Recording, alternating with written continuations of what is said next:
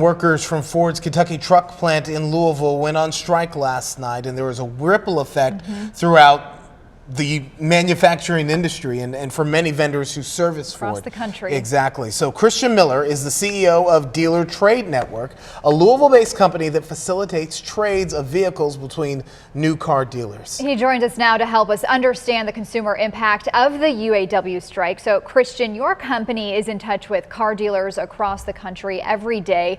What impact is the strike having so far on the new car market, even though it just started last night?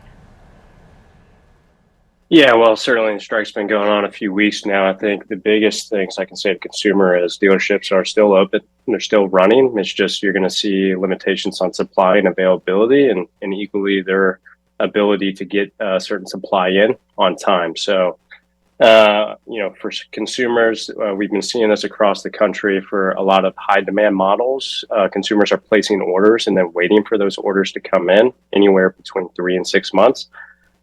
You could expect that to kind of get extended, maybe start waiting 9 months. And then the availability of inventory will certainly cause consumers to probably take concessions on what type of vehicles, what color of vehicle, what packages they may have on those vehicles as inventory becomes more and more scarce.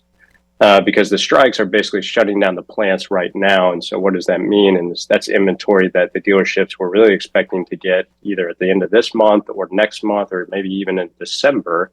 And so really that would be the time frame that a lot of the supply shortages start manifesting themselves inside the dealership landscape.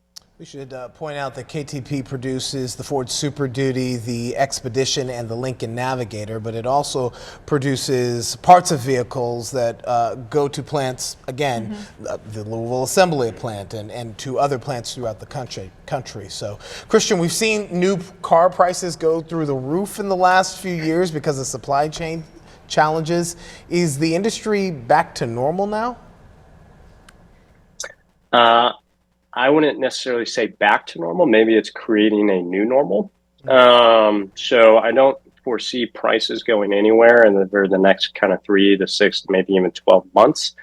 Given where kind of interest rates are right now, that's going to make it even more expensive on the back end of that. So I think pricing is probably here to stay. This strike is not going to help that. And consumer demand has been remaining high. Oddly enough, in this inflationary environment. So if consumer demand stays where it is and the shortage caused by the strike continues to last, my estimate is prices will probably continue to be around at this level. Do you have any advice for car buyers right now? I mean, should they maybe consider waiting out the strike?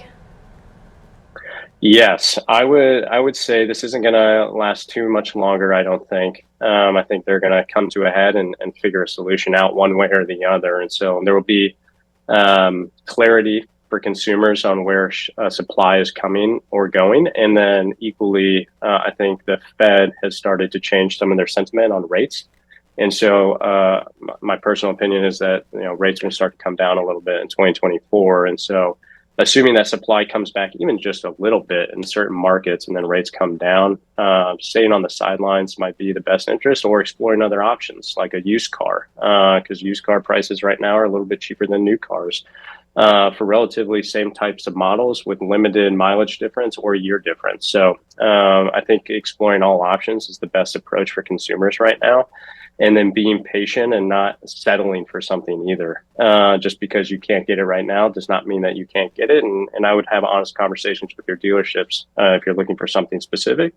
Or I would encourage you to maybe not shop just in your local markets, but look around, because there is inventory available in different locations, whether that's state or different cities inside your state. Christian Miller from the Dealer Trade Network, thank you so much for joining us today. Thank you for having me.